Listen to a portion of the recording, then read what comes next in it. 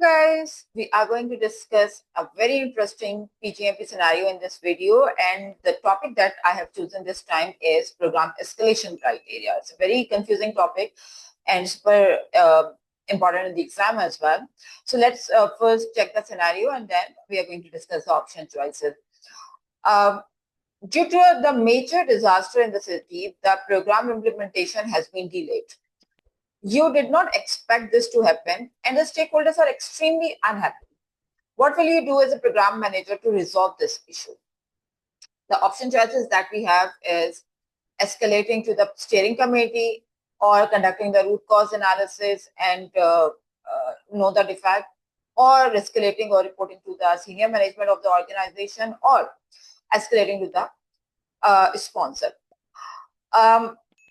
Before I proceed with the explanation of this question and letting you know about the correct answer, do tell us in the comment section which option would you go for if you are in the same or similar situation in your programs. Okay, let's first check the important terminology. So there's a major disaster in the city. It could be any major thing like maybe heavy rainfall or a riot. It could be anything which is majorly impacting the city. Like daily routine or the work of the people in the city. The important point in this question is that as a program manager, you did not identify this situation as a risk in the risk register, and it has already occurred to you as an issue, right? So that part is very important, that you did not expect this to happen. And the other very important piece of information is that stakeholders, whoever are the stakeholders of this program, internal or external, they are extremely unhappy with this situation or issue. Now, what would be your very logical next step to deal with the situation? Let's proceed with the answer choices. Option A says escalate to steering committee. I would say it's a good option, because of that second piece of important information, that stakeholders are extremely unhappy. If stakeholders are extremely unhappy and you did not plan a response to this risk already, like both things are directing towards the next step in the hierarchy, or escalating it to someone senior in the hierarchy level, right? And with the tone of this scenario, we also could guess that the intensity of this situation is severe. Right? So it makes all sense to take it to the next level, rather to try to deal with it at the program manager's level.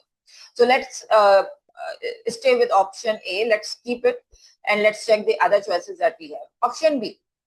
Conduct the root cause analysis, identify the defect, and take the corrective action. So when I posted this scenario on my Thursday polls, I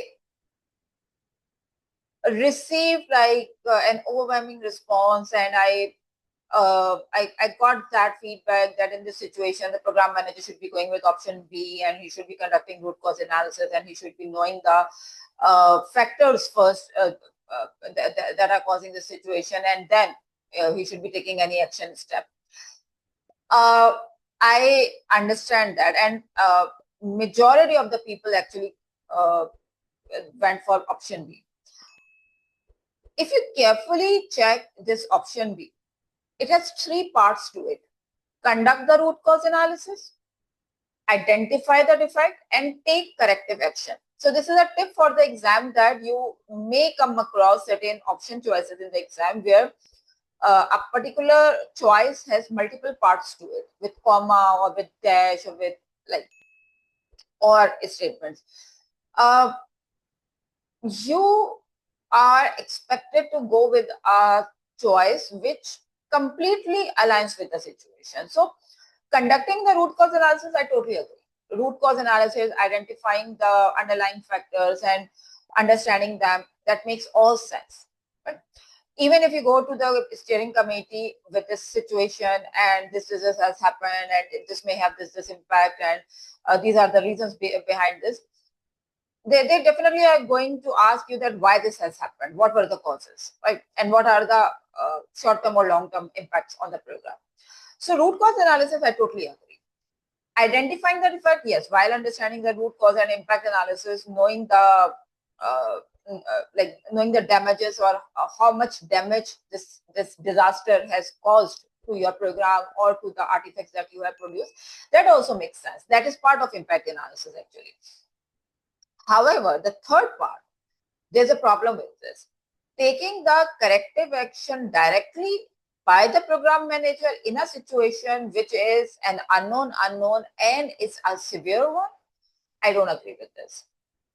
Yes, program manager should understand the situation, should understand the cause and impact, should understand like the different other factors that probably would help the decision maker to go with the right rational decision.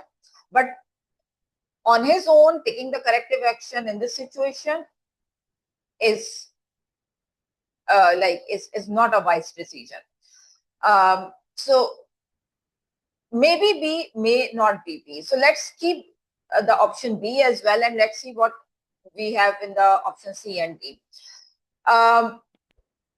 Option C, report this issue to the organizational senior management and seek their guidance. See, whenever we are working in projects and programs and the projects program could be part of portfolio, at every level we have a certain level of decision-making criteria available that usually goes in the governance framework of that particular level. So at a project manager level, certain authority level is there. Then if that authority breaches, then the situation should be escalated to the project governance board. Same is the case with if project governance board is not able to deal with certain situation, they should be escalating that to the program manager. And if he is not able to deal with that, then that should be escalated to program steering committee or program governance board. And if program manager followed by the program steering committee is not able to deal with a situation, then it should be escalated to the portfolio or organizational committees, right?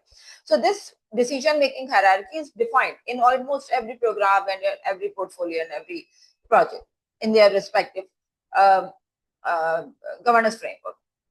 So in this situation, this part is very confirmed that directly taking the situation by the program manager to the organizational senior management doesn't make sense. If program manager has to escalate it to someone, that would be either program sponsor, which is his dotted reporting line within the program hierarchy, or to the program steering committee, right?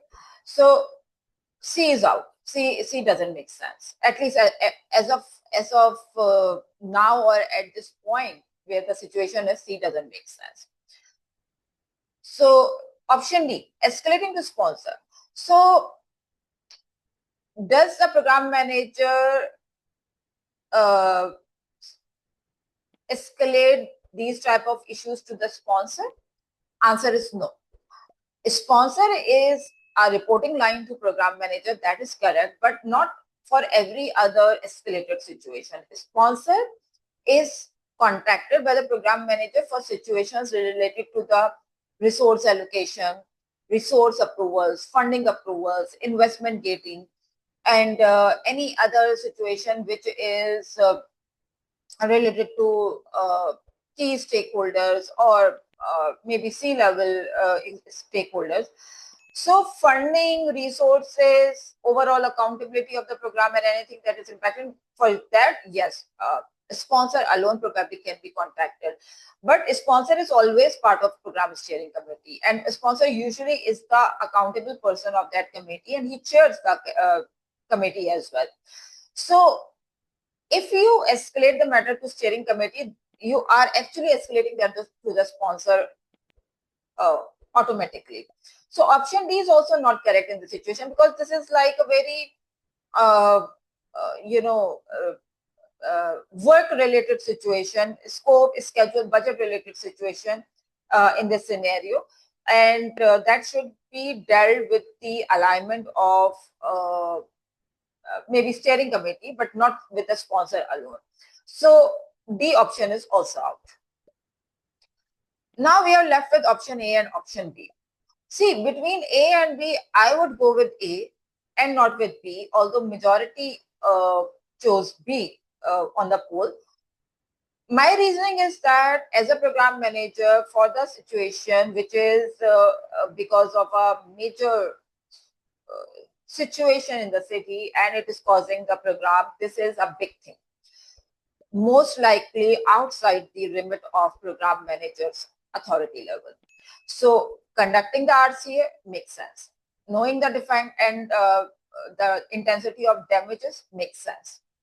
But taking the corrective action by the program manager on his own without involving the senior decision makers in the loop doesn't make sense. So option A is the right choice, because in case of the steering committee, all the necessary decision makers, the core decision makers and the decision influencers will be part of the program steering committee, and they, along with the result of RCA analysis and impact analysis done by the program manager as part of option B, like partial option B, they would be in a better situation to deal with this a use case. So option A is the right answer. If you still don't agree with me, if you still have like some points to present to justify why option B is a better choice than A, please do let us know in the comment area, and I will make sure that I respond to your queries and I clarify that.